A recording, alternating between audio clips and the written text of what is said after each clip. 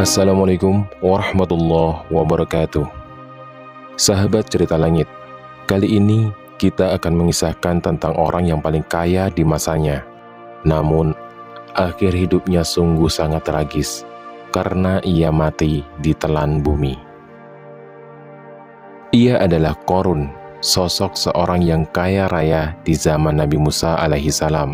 Bahkan namanya menjadi ungkapan di masyarakat hingga saat ini pada harta yang ditemukan terpendam dalam tanah yang sering disebut harta karun. Sungguh sangat disayangkan karena ketenaran nama Qorun bukan karena kebaikannya, melainkan karena kesombongan, kekikiran, dan nasib tragis yang dialaminya. Qorun termasuk seorang dari kaum Nabi Musa dan masih ada kekerabatan keluarga dari Nabi Musa alaihissalam. Qorun dikaruniai kekayaan yang begitu melimpah. Saking kayanya, setiap kali Qorun keluar dari rumah, ia didampingi dengan 300 pelayan laki-laki dan 300 pelayan perempuan. Tak cukup sampai di situ, Qorun juga dikawal oleh 4.000 pengawal, ditambah 60 ekor unta yang khusus membawa kunci-kunci gudang penyimpanan harta kekayaannya. Semua itu ia lakukan semata-mata sebagai bentuk kesombongan bahwa dialah manusia paling kaya dan terhormat. Tak heran, iring-iringan Qorun itu mengundang decak kagum mereka yang gandrung terhadap harta kekayaan. Namun, meskipun ia memiliki lautan kenikmatan duniawi yang tiada tara, gedung-gedung tempat tinggal yang mewah, pakaian, dan pelayan-pelayan yang jumlahnya melebihi keperluan, Qorun masih merasa belum puas dengan tingkat kekayaan yang ia miliki dan terus berusaha menimbun kekayaan dengan berbagai cara. Kekayaan Qorun begitu banyak sebagaimana tercatat dalam surat Al-Qasas ayat 76. Sesungguhnya, Qorun termasuk kaum Musa, tetapi dia berlaku aniaya terhadap mereka. Kami telah menganugerahkan kepadanya perbendaharaan harta yang kunci-kuncinya sungguh berat untuk dipikul oleh sejumlah orang yang kuat. Ingatlah ketika kaumnya berkata kepadanya, "Janganlah engkau terlalu bangga. Sesungguhnya Allah tidak menyukai orang-orang yang terlalu membanggakan diri." Quran Surat Al-Qasas ayat 76. Awalnya Qorun merupakan kaum Nabi Musa alaihissalam yang taat. Qorun juga termasuk orang yang cerdas dan berilmu. Dirinya tercatat sebagai ahli kitab Taurat setelah Nabi Musa dan Harun. Kepandaian Qorun dalam ilmu agama membuat dirinya sering disebut dengan Al-Munawwir atau orang yang memberi cahaya dan penerangan. Ketika membaca kitab Taurat, Qorun dikenal dengan suaranya yang merdu. Namun, apakah Qorun memang terlahir sebagai seorang hartawan yang bergelimang harta? Ternyata, dari berbagai riwayat dikisahkan bahwa jauh sebelum memiliki kekayaan, Qorun hanyalah seorang lelaki miskin yang tidak mampu menafkahi keluarganya. Anaknya pun sangat banyak. Lalu suatu ketika, Qorun datang kepada Nabi Musa alaihissalam. Ia meminta Nabi Musa alaihissalam untuk mendoakan agar Allah memberikan harta benda yang banyak, juga meminta Nabi Musa mengajarkan ilmu-ilmu kehidupan lainnya. Qorun yang dikenal sebagai orang yang soleh membuat Nabi Musa alaihissalam menyetujui permintaannya. Dan Allah subhanahu wa ta'ala pun mengabulkan doa Nabi Musa. Qorun diberikan kecerdasan lebih dan menguasai ilmu yang telah diajarkan kepadanya. Qorun menguasai teori dan praktek pembuatan perhiasan dari emas, permata, dan beragam perhiasan mewah lainnya. Ia juga pakar dalam ilmu arsitektur, perancangan bangunan, penataan kota, dan lain sebagainya. Tidak lama setelah itu, hidupnya pun berubah. Qorun hidup dengan bergelimang harta. Ribuan gudang yang dimilikinya penuh dengan emas dan perak. Namun sayangnya, keberuntungan yang didapatkannya membuat gelap mata. Kekayaan membuatnya hidup dengan penuh kesombongan, suka pamer, dan angkuh. Qorun kemudian membangkang pada Nabi Musa dan menjadi pengikut setia Fir'aun. Kekayaan, popularitas, dan nama besar ternyata membuat Qorun merasa lebih mulia dibandingkan Nabi Musa alaihissalam. Ia mengingkari janji-janjinya dan beralih menjadi pengikut Fir'aun yang setia. Loyalitas Qarun terhadap Fir'aun membuatnya diangkat menjadi kepala mandor yang membawahi ribuan pekerja. Dan kezaliman Qarun pun berlanjut dengan sikapnya yang semena-mena terhadap para pekerja. Ia tega memotong upah mereka, melakukan korupsi demi membangun istana dan kemegahannya sendiri. Sebagaimana halnya dengan kebanyakan orang-orang kaya yang telah dimabukkan oleh harta benda mereka. Maka Qarun tidak merasa sedikit pun mempunyai kewajiban sosial dengan harta kekayaannya itu. Dalam hidupnya ia hanya memikirkan bagaimana ia dapat menambah kekayaan yang sudah melimpah ruah tersebut. Namun tak sedikit para pemuka kaum memberikan nasihat kepada dirinya supaya sebagian daripada kekayaannya diberikan untuk menolong para fakir miskin, orang-orang yang tidak berpakaian dan lapar. Ia pun diperingatkan bahwa kekayaan yang ia peroleh adalah karunia dari Allah Subhanahu wa Ta'ala yang harus disyukuri dengan beramal baik terhadap sesama manusia. Namun peringatan serta nasihat yang baik itu tidak dihiraukannya, bahkan nasihat itu tidak mendapatkan tempat di dalam hatinya. Ia begitu menyombongkan diri dengan mengatakan kepada orang-orang bahwa kekayaan yang ia miliki adalah semata-mata hasil jerih payahnya, bukan merupakan karunia atau pemberian dari siapapun.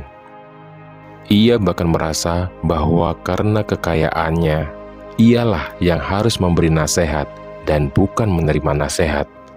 Orang harus tunduk kepadanya, memenuhi perintahnya, mengiyakan kata-katanya, dan membenarkan segala tindak tanduknya.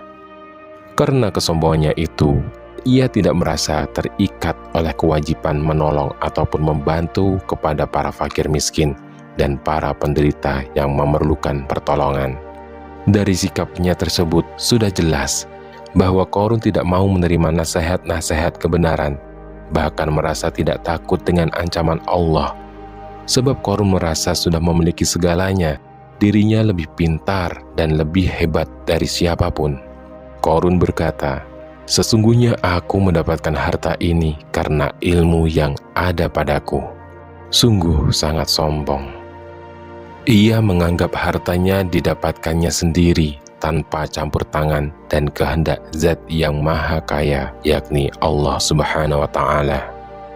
Qarun lupa bahwa Allah telah membinasakan orang-orang sombong sebelumnya yang bahkan lebih kuat dan kaya dari dirinya. Qarun yang mengabaikan nasihat agar ia secara sukarela menyisihkan sebagian harta kekayaannya itu akhirnya didatangi oleh Nabi Musa yang menyampaikan kepadanya bahwa dalam harta kekayaan yang ia peroleh ada bagian hak orang-orang yang melarat, fakir, miskin, dan orang yang membutuhkan. Namun Qarun merasa jengkel menerima perintah wajib berzakat itu. Qarun sudah menjadi seorang kaya raya yang sangat kikir. Ia menolak mengeluarkan zakat. Hal itu seperti yang diungkapkan oleh Ibnu Abbas.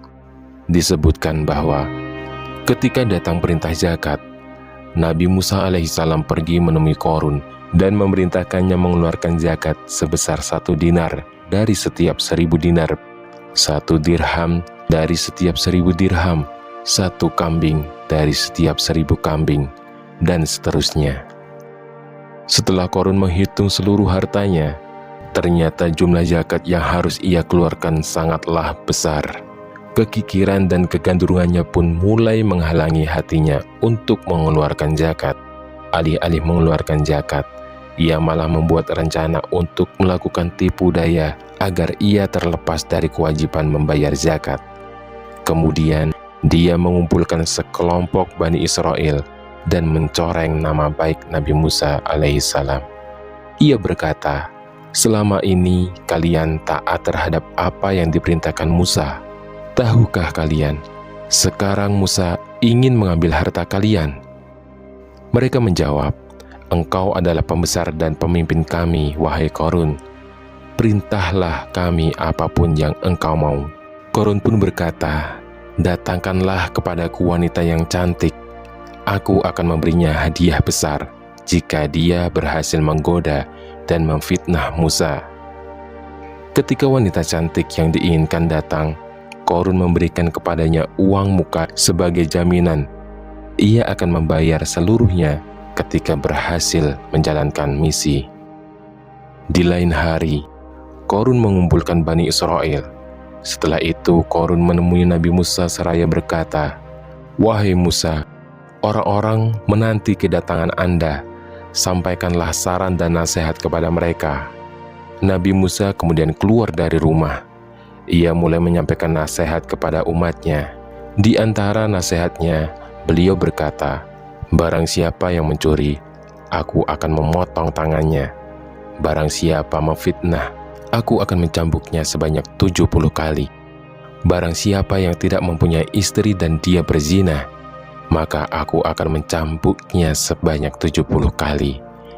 Adapun barang siapa yang memiliki istri dan dia berbuat zina, aku akan rajam ia sampai mati." Korun kemudian berkata, "Apakah ini juga berlaku untuk Anda? Jika Anda sendiri yang berbuat zina, apakah Anda akan menerima hukumannya?" Kemudian Nabi Musa menjawab, "Ya, meskipun saya sendiri yang melakukannya." Maka kemudian Korun memanggil wanita yang telah dibayarnya tersebut.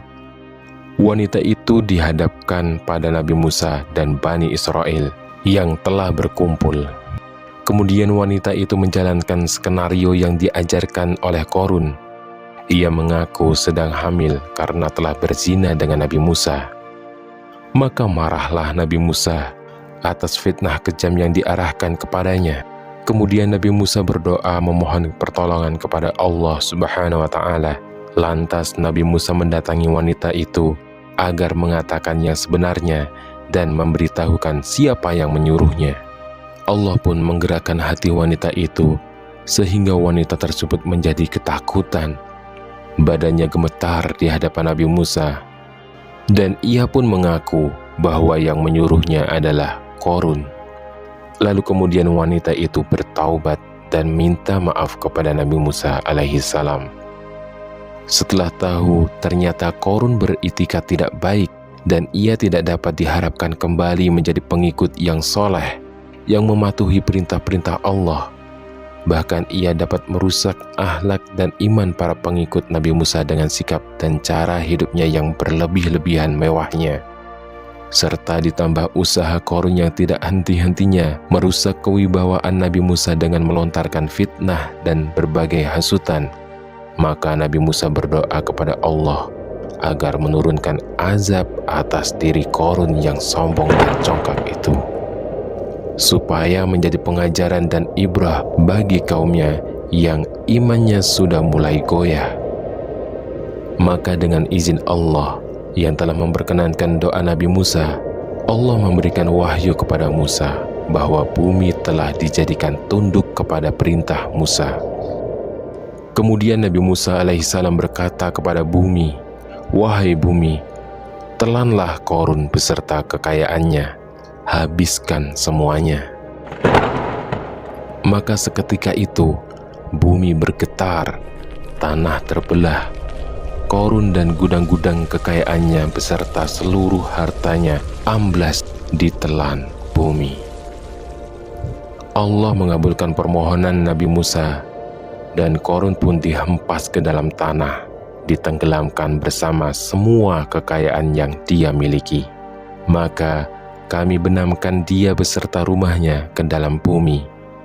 Maka tidak ada baginya satu golongan pun yang menolongnya selain Allah, dan dia tidak termasuk orang-orang yang dapat membela diri. Quran Surat Al-Qasas ayat 81.